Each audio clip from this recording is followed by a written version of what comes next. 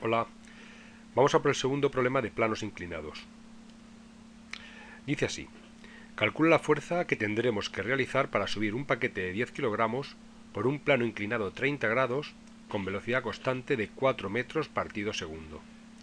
El coeficiente de rozamiento es de 0,1. Si a los 20 segundos de subir soltamos el paquete, ¿cuánto tiempo tardará en pasar por la posición que tenía al principio? Bien, antes de empezar a calcular nada, debemos darnos cuenta que el problema tiene dos partes bien diferenciadas. Si no somos capaces de hacer esto, se nos va a mezclar todo y tendremos serias dificultades para resolverlo. Fijaros, en primer lugar, nos pide que calculemos la fuerza para subir un objeto con velocidad constante. El objeto recorre una determinada distancia hacia arriba por el plano. A los 20 segundos de subir, dejamos de hacer esa fuerza, es decir, soltamos el objeto, que caerá hacia abajo por el plano. Ahí nos pide el tiempo que tarda en volver a su posición original. Como veis, son dos partes relacionadas, pero cada una debe resolverse por separado. Vamos a por la primera. Para calcular la fuerza que nos pide, dibujamos todas las fuerzas que intervienen: el peso, la normal, la fuerza externa que ejercemos, F, y la fuerza de rozamiento. Dibujamos nuestros ejes, X e Y. Como el objeto se desplaza hacia arriba por la superficie del plano inclinado, esa será la dirección positiva del eje X. Descomponemos el peso en P sub X y P sub Y, como ya sabemos hacer,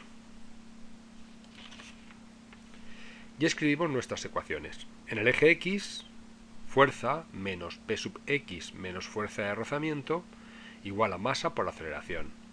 En el eje Y, normal menos P sub Y igual a 0.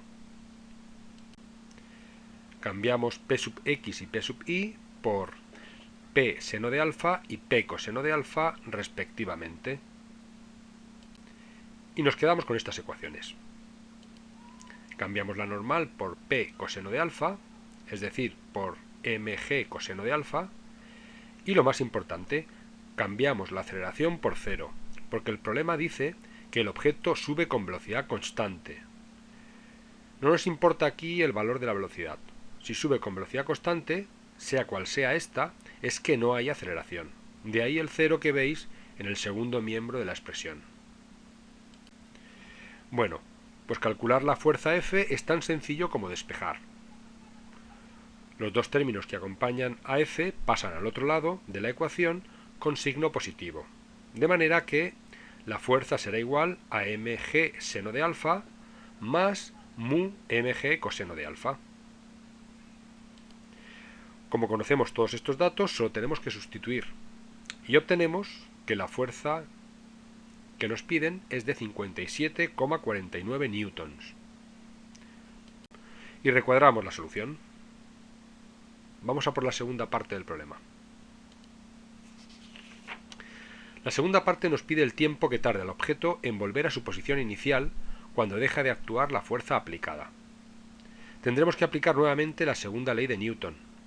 En este caso, las fuerzas ya no son las mismas, porque la fuerza externa F ya no actúa, y porque el rozamiento cambiará de sentido al cambiar el sentido del movimiento del objeto.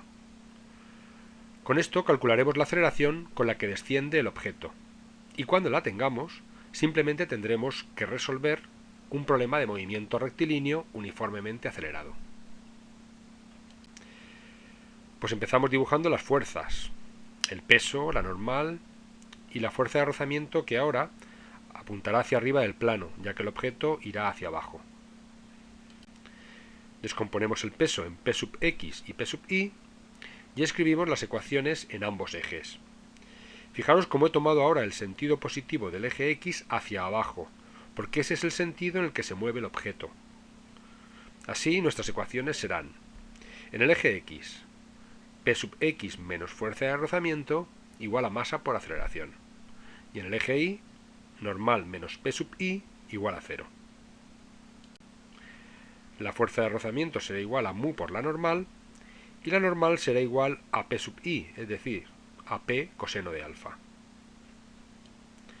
Nos quedamos con la ecuación para el eje X, sustituimos la n por mg coseno de alfa y despejamos la aceleración. Fijaros que como la masa está en todos los términos de la ecuación, podemos eliminarla, de manera que la aceleración será igual a g seno de alfa menos mu g coseno de alfa. Sustituimos y obtenemos que la aceleración es de 4,05 metros partido segundo cuadrado. Bueno, ya tenemos la aceleración con la que desciende el objeto por el plano.